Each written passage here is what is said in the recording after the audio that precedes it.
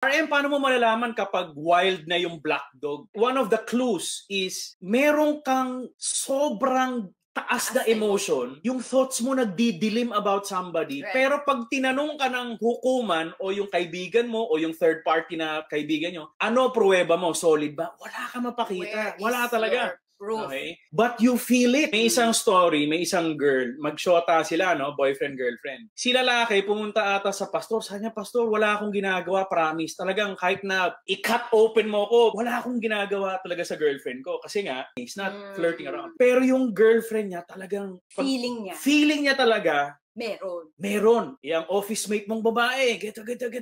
Tapos yung guy sa dulo, parang sabi niya sa pastor, sorry talaga, kasi hindi ko na kaya. Okay lang parusahan niya ako eh. Kung talaga ng babae ako. Pero kung hindi ako ng babae, hindi ako flirt. Sana pagalitan mo ko, na totoo yung ginawa ko. Pero ang lalaki, kami, wala kaming ginagawa.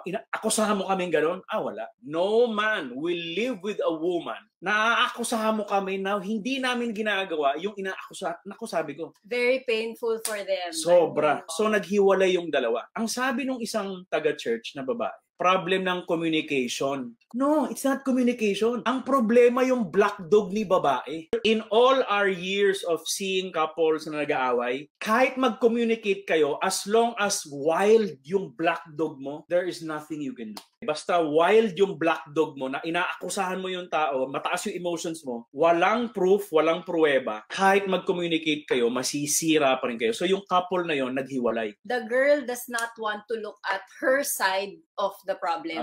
Puro yung guy. Puro yung lalaki yung mali. Another red flag din yon kung yung black dog ang nag-ooperate. Pag feeling mo, ikaw lang ang tama. Yes, correct. Completely wala kang ginagawang masama.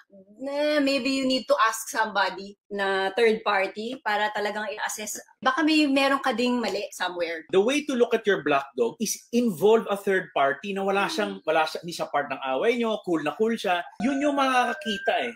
Pero ang bawa kayong dalawa nag-aaway, hindi kayo matatapos eh. Kasi pwedeng pareho kayong blinded. Pareho kayong blinded. This is RM, Relationship Matters. Your online ninong and ninang saying, wag pera-pera lang ang pagkuha ng ninong at nina.